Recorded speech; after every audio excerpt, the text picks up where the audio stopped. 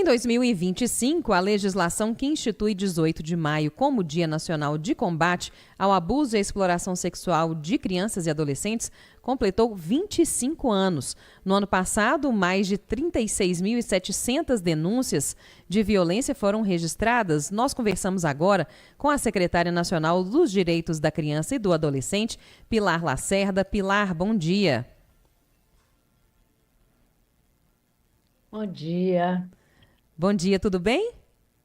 tudo bem, e Tudo vocês? bem. Pilar, esse perfil de denúncias contra as crianças mudou com a chegada das redes sociais? Mudou muito, mudou e ficou mais perigoso, porque as redes sociais, às vezes, o pai e a mãe acham que as crianças estão em segurança, as crianças e adolescentes dentro do quarto, e pode ser que dentro do quarto elas estejam sendo assediadas e, inclusive, violentadas digitalmente, e o pai e a mãe dormem no quarto ao lado. Então, o perigo aumentou. Nesse caso, o que que pai, mães e até os educadores, como que eles podem atuar para evitar esses casos de violência? No Ministério de Direitos Humanos e Cidadania, a gente acredita demais na informação. Quanto melhor a informação, quanto melhor as fontes que pais, mães, cuidadores, professoras, né, tios, tias, todo mundo que está em torno, essa rede de cuidados da criança, quanto mais informação ela tem, mais proteção a criança terá. E a gente também defende que as crianças e adolescentes tenham acesso à informação, tenham acesso à educação sexual. Quer dizer, desde pequenininha é importante que a criança saiba que adulto nenhum pode tocar nela sem permissão, que se alguém tocar nela e pedir segredo, ela tem que estar informada pela mãe, pelo pai, pela cuidadora, pela avó. Assim, se alguém pegar em você, conta para mim. Né? Tem hoje muitos livros, né, que falam sobre isso. Tem um livro que chama Não Me Toca, Seu Boboca, de uma autora carioca chamada Andréa Taubman, e é um livro muito importante, assim como muitos outros, para informar, conscientizar e também aprender a denunciar. Porque o Disque 100, que é o número, né, dos direitos humanos no Brasil, ano passado recebeu mais de 36 mil denúncias de violência contra criança e adolescente. Existem os conselhos tutelares, existe todo o sistema de justiça, né? E é preciso que a gente não se cale. Pilar, a gente tem quais canais disponíveis para denunciar hoje, além do Disque 100, o que que a gente pode fazer, onde que a gente pode buscar um local para a gente denunciar esse tipo de abuso de crianças e adolescentes e como que a gente garante que as pessoas vão saber usar esses canais? O Disque 100 é o mais fácil, é o mais rápido. Então, por isso que a gente divulga intensamente esse número. Mas os conselhos tutelares também são espaços importantes de denúncia. Existem as delegacias, mas é importante saber que grande parte da denúncia acontece, grande parte dessas denúncias acontece dentro das escolas. Às vezes a menina de 6, 7, 8 anos tem confiança na professora ou no professor e conta para ela. E nessa hora, a escola realmente fica, às vezes, um pouco atônita, assim, o que que eu vou fazer? E aí a escola pode procurar o conselho tutelar e o conselho tutelar vai dar os encaminhamentos. A outra atenção, Flávia, que a gente tem que ter é em relação ao cuidado durante a apuração. Durante muito tempo, essa criança, ela contava para a mãe, depois ela contava no conselho tutelar, depois ela contava na delegacia, no IML, E cada situação dessa é uma situação de revitimização.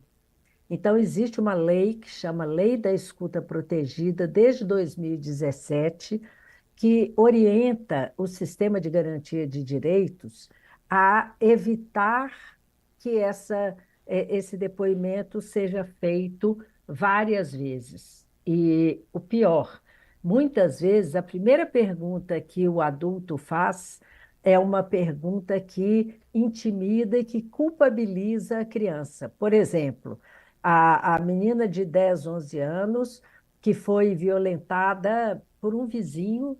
Os casos, a maior parte dos casos acontece no círculo familiar. E às vezes a pessoa que escuta, a primeira pergunta é assim: que roupa que você estava usando? Ou seja, ela já jogou a responsabilidade para essa menina. Quando existe um museu na Europa, não me lembro aonde agora, que é um museu com roupas que as mulheres e crianças e meninas usavam quando forem estupradas. Tem hábito de freira, tem vestido longo, tem calça comprida. Então, a gente tem que prestar muita atenção para não culpabilizar a vítima. E por isso a lei da escuta protegida, ela dá orientações sobre como escutar, como encaminhar e principalmente como acolher esta vítima, seja uma menina de até 12 anos, seja uma adolescente, para que ela não se sinta culpada. Pilar, tem um caso que nós jornalistas estudamos, assim, talvez nos últimos 30 anos, os jornalistas vêm estudando esse caso que foi icônico, que é o caso da escola base. Em São Paulo, para quem não conhece esse caso, é um dos episódios mais emblemáticos aí de injustiça midiática e também judicial da nossa história recente. Ocorreu em 1994. Nessa escola infantil, houve uma denúncia à polícia dos filhos que estariam sofrendo que seriam vítimas, né, de abuso sexual e acabou resultando em acusações falsas. No ambiente escolar, o professor que recebe uma denúncia dessa, ou a diretoria, ou até mesmo alguém que seja, igual você nos disse, de confiança, às vezes uma cantineira, alguém. Como que a pessoa pode proceder para a gente não cair em uma situação grave como foi essa lá em 1994? Super importante, Flávia. A gente tem que ter esse cuidado. A gente não pode, primeiro, você não pode expor a vítima, e segundo, você não pode apontar o dedo para a pessoa que a criança está dizendo que assediou antes que isso seja apurado. Então, tem que tomar muito cuidado de não divulgar nomes, de encaminhar para os órgãos responsáveis pela apuração e insistir para que as pessoas façam essa apuração antes de torná-la pública, porque a gente tem às vezes uma mãe, eu imagino, que ela fica sabendo disso, ela grita, ela corre na pessoa, ela bate na pessoa, eu já vi muitos casos desses, e de repente não era nada disso. Então, é preciso, já que as mães estão emocionalmente envolvidas, mas é preciso que a gente tenha muito cuidado com as apurações. Você lembrou muito bem, é muito bom a gente lembrar da escola base, mas também a gente não pode não levar a sério a denúncia. Por Uhum. isso que é importante apurar e é muito importante não fazer uma exposição midiática antes que a apuração seja feita. Porque tudo acaba caindo nas redes sociais hoje, né, Pilar? Assim, já acontece, já cai, a pessoa sofre, às vezes, um acidente na rua, qualquer coisa, num minutinho já está nas redes sociais e começa aquela onda de julgamentos, né? Como que a gente pode... a gente sabe que um abuso sexual, um tipo de violência desses, acaba trazendo impactos psicológicos de longo prazo para as vítimas, e às vezes esse longo prazo ele se expande, né, assim, para o resto da vida da pessoa. Como que o Estado, as políticas públicas podem garantir algum tipo de acompanhamento, pensando aí que o Brasil tem essas dimensões continentais e tantas diferenças territoriais? O Ministério de Direitos Humanos, nós estamos criando e incentivando que os estados criem o Centro de Atendimento Integrado, chama CAI. Já existem dois em Gina, tá uma zona funcionamento, esse um em estúdio, né? Vitória da Conquista e o outro em Porto Alegre, né? O de Vitória da Conquista está sendo uma inspiração para a gente. Nós estamos com 8 em criação, já inauguraremos no final desse mês o Centro de Atendimento Integrado de Boa Vista para atender a população Yanomami, em Boa Vista, e a gente tem que ter, primeiro, levar a sério a dor e o sofrimento dessa menina, desse menino, abusados ou violentados ou assediados. Segundo, evitar essa expor antes de que se saiba, e, aliás, a criança vítima até os 17 anos, ela tem que ser protegida mesmo, né? O rosto não pode aparecer, o nome não pode aparecer, para que, inclusive, que ela não fique marcada Uhum. por aquela história. E temos que ter, e aí a saúde, o SUS, tem os centros de atendimento de saúde mental, porque esse é um trauma que você carrega para a vida inteira. A nossa campanha chamada Lar Seguro tem depoimentos reais, de histórias reais, né, de adultos que falam assim, eu não tive infância, eu tive a minha infância roubada, e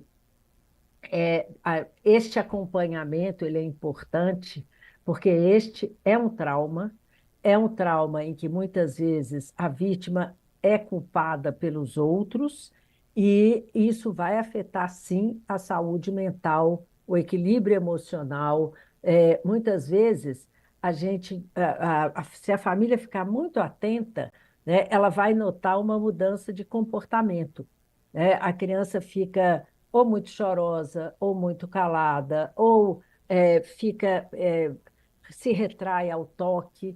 Então, os acompanhantes dessa criança têm que ter muita sensibilidade para perceber essas mudanças, porque essas mudanças ocorrem, né? E o acompanhamento, a confiança, o acolhimento, eles serão fundamentais nessa hora para garantir que essa criança, que esta vítima, né, tenha um crescimento mais equilibrado, que emocionalmente ela seja saudável. Mas esse é um alerta. E o outro, Flávia, ontem conversávamos na secretaria sobre orfandade, sobre as milhares de crianças que ficaram órfãs pelo feminicídio. Uhum. Muitas crianças são testemunhas do assassinato das suas mães, geralmente pelo seu pai, e ela fica órfã, e a gente tem que se responsabilizar, tem que cuidar e tem que amparar estas crianças. São milhares de crianças. Se você lembrar da quantidade de notícia de feminicídio que a gente escuta todo dia, a gente vai pensar assim, tinha uma criança assistindo, tem uma criança envolvida, né, e é preciso cuidar. Eu acho que o cuidado hoje, o cuidado nos inspira, né? Leonardo Boff tem um livro muito bonito sobre isso. Hoje, o cuidado com a natureza, o cuidado com as crianças, o cuidado com os adolescentes, tem que guiar nossas políticas. Muito bem, Pilar Lacerda, que é secretária nacional dos Direitos da Criança e do Adolescente, trouxe várias informações aqui para a gente. E nós, enquanto sociedade civil e também setor privado, precisamos pensar que isso também é uma bronca nossa, não só do governo federal, não só dos governos, dos municípios, dos estados. A gente tem que ficar atento e combater todos os dias o abuso, a exploração sexual de crianças e adolescentes. Muito obrigada, Pilar. Obrigada.